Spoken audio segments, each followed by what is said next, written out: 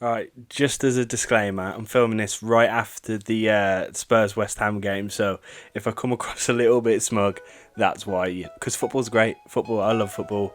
Everything was restored. I feel great. Let's get into the video. Yeah, hello everybody. Welcome back to the Back Post. Hope you're all good. Hope you're all well. Today is going to be a Chelsea-Sevilla Champions League preview for tomorrow's game. But before I get into that, can you please make sure you like this video and subscribe to us? We're absolutely so close to 500. It'd mean the world to us if we can reach that 500 mark. So please do press subscribe if you haven't already. If you have already, you're a legend. And yeah, Chelsea-Sevilla preview. So I said I was smug, and it ain't gonna last too long because I'm gonna have to talk about the last game. But I'm gonna start with the positives because I want to be happy for a bit longer. Let's start with the positives. Timo was on fire. He looked sharp. He looked ready for this game. He just absolutely was in the right mind state for this game.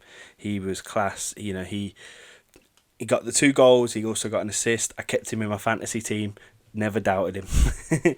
No, but we all saw his qualities in that game, and that's the kind of talent we brought, and we knew we'd see. I mean, like not a lot of people started to doubt him, but Chelsea fans, we knew that's what we was getting. We was excited for it, so all was well in the end. Havertz as well, absolutely class. Got himself an assist or a goal. We got a goal, and yeah, he was also great on the ball. Pulisic back on the field. That's what I was most excited to see, and we got to see it, and it was great. Ziyech came on as a sub. That was great to see. He didn't have much involvement with the game, but just seeing him on the pitch was great. And finally, Chilwell was again really good. It's so good to have a good left back, and who just can get forward and ping crosses in, and it's just it was great. It was good. Going forward, we are sorted, but it's the midfield, defence, and goalkeeper. That was the rest of the problems. Not lots, no, is it? Right, yeah. Let's address it. Start with the midfield. Saw this photo on Twitter. I'm going to put it up here now. And it was Kante and Jorginho, and they were caught sleeping a bit too often in that game against Southampton. They both played well going forward. Jorginho had that beautiful assist over the top for Werner, but ultimately, defensively, and they are 2 central defensive mids, they weren't there. They left this massive gap that Southampton and Danny Ings and Shea Adams just exploited. For me, I think, if we're going to have DMs on the pitch, especially if we're going to have 2, one of them needs to stay back at least, because I just think there was just too big of a gap between the defence and the midfield, and for me, that's where the game was ultimately lost. Because then it puts a lot of pressure on the defenders, and our defenders aren't great. We can get onto the defenders now then, I guess. Defending, Christensen does not fill me with any sort of confidence. He stresses me out. He just, I tweeted it right like 20 minutes in. He just doesn't fill me with confidence. Like he's scary on the ball, and I used to love Christensen, but something's gone wrong, and he just doesn't have that confidence on the pitch to be a world-class centre back at the moment. Things could change. I'm not saying this is inevitable, but he's not it at the moment. Zuma, horrible mistake, just dreadful mistake. But let's face it, Kepa probably could have sorted that out. Really, I think he ran at him and then didn't do anything. It was kind of weird, and then that leads me to the keeper. Kepa had a chance to be the £70 million goalkeeper we want him to be. He had the chance to say, "Look, Frank, I know you got this Mendy guy in, and I know he's trying to replace me, but look, no, I'm still here. I'm still good." And then he had a shit game. He made a couple good saves, really, which made me think maybe, his confidence is here and it's back. But then the Zuma mistake, don't get me wrong, it's as much as Zuma's fault as it is Kepa's. But don't you think Kepa could have done something about it? And he just didn't. So yeah, that's where we're at going into this Sevilla game. We're a bit of a shambles, a 3-3. The Premier League loves 3-3s at the minute, in that fun time. Yeah. 3-3 shit performance. Well, great performance going forward. Shit at the back. Same old. Are we surprised? Are we? I don't think we are. But so that's where we're at. Right, so the lighting makes me look like I haven't got eyebrows, and I swear I do. You see it? Look, you see it? I swear I have eyebrows. They're just getting hidden by the shadow. Right, let's quickly talk about Sevilla before we move on to predicting the game and their form. They lost against Granada 1-0. They late goal from Granada 1-0, and they was down to 10 men at half time, so they had a shitter weekend than us, which could be great for us, could be bad. They could be angry and they could bring that to the game. But they had a shit weekend. Before that, they weren't doing too bad. They drew against Barca, which is always a result when you're a team that's not Barcelona or Real Madrid. You know, they're the big dogs. I know they're in transition, but drawing to them is always good. And they won the first two games, so they were in good form. Sevilla are a team not to mess with, let's face it. They gave Bayern a good test. They did better than us. We tried against that Bayern team and they did way better than us. They gave them a test. Obviously, ultimately, Bayern won the Super Cup, but you know, they gave them a good go. The Europa League run they had was incredible. They beat out Wolves, who were just looking solid.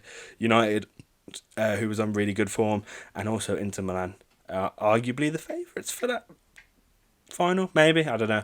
But you know, they put out three incredible teams on that run to the Europa League, their favourite competition, so they're not to mess with. Although shit form this weekend, they have a great team, class team. I don't think we can underestimate them. So going into this game, here's what I think we need to do as a team, and I'm going to talk about it for a predicted lineup. We all have predicted lineups, don't we? So I'm going to go through the team, say what we need, and we're going to start with the goalkeeper, and it's going to be Willy Caballero, isn't it? Kepa again proved why he shouldn't be in net at the moment. His confidence is still rock bottom, and it won't be any better than that game. So we need to take him out the firing line. We need to. Mendy is still a week or two away from injury, which is fucking annoying because we just got him and he was alright. But Caballero is a competent goalkeeper. He can do a job. We need him in for this game.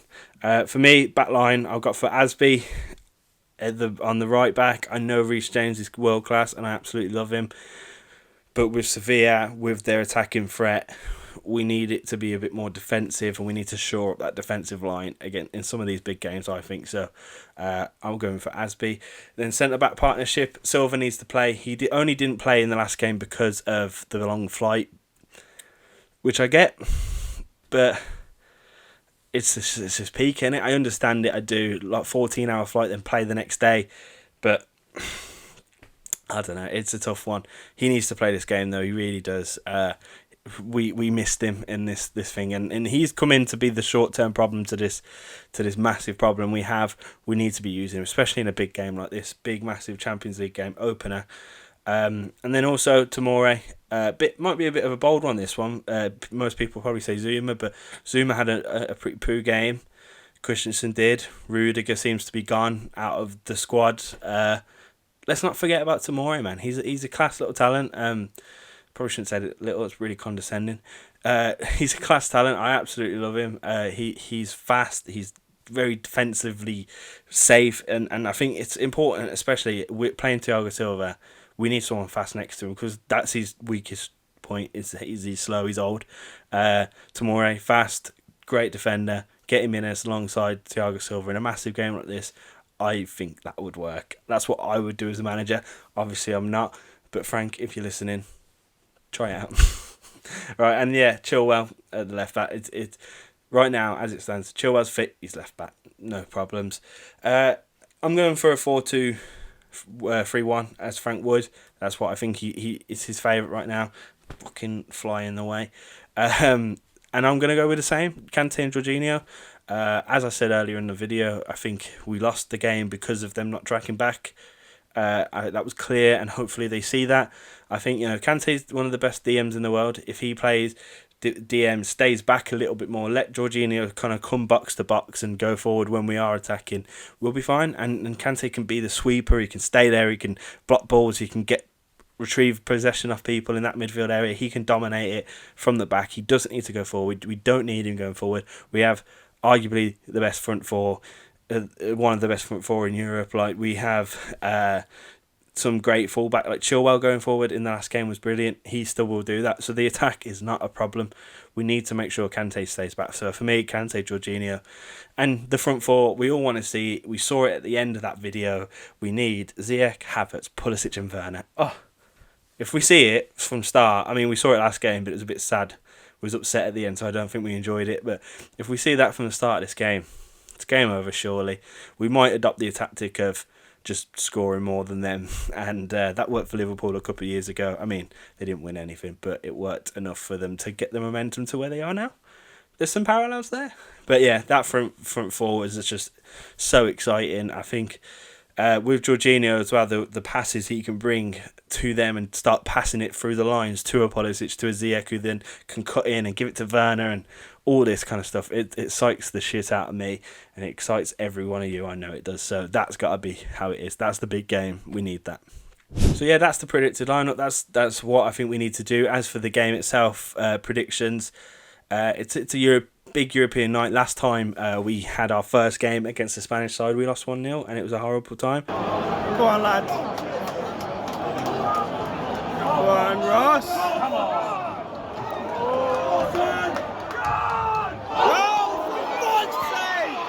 And it was the last game I saw. How depressing is that? Saw live, should I say? Yeah. So we need to learn from our mistakes last year and understand that we need this win. They're the biggest team in our group. Let's face it, they're going to be the hardest opponents. It's going to be either out of us or them to finish first, realistically. So we need to beat them, and it'd be good to beat them now, especially going into the weekend against Manchester United. You know, we still need to look forward to that as well. So big win here is needed. I think they're not going to leak loads of goals. Bayern Munich couldn't score too many past them. So I'm going to go with a 2-1 maybe. I feel like every prediction I give will have a goal to the opponent because of how little confidence I have in the defence. But 2-1. We can score 2 goals easily. Werner, Ziyech, Havertz, Pulisic, all these boys, even Chilwell getting forward, all these boys can score goals. So 2-1 I'm going to predict. Yeah, I think that's it from me. Thank you for watching. Really do appreciate it. Let me know what you think in the comments. What do you think the prediction's going to be? Hopefully it's a win, because we do need one. It's gone so up and down. Twitter's going crazy. I hate it. I just want to see a bit more of a steady ship. At least Tottenham fucked up today, and that made us all feel a little bit better. But yeah, like I said, thanks for watching, everyone. Like I said at the start of the video, please like this video, please subscribe. We're very, very close to 500. We're growing ever so slowly, and we absolutely love it when people interact with our channel. We get back to everyone we can. So please get involved. Join the back post journey. Oh God, that sounds horrible. Right, cheers for watching. Tell your dads.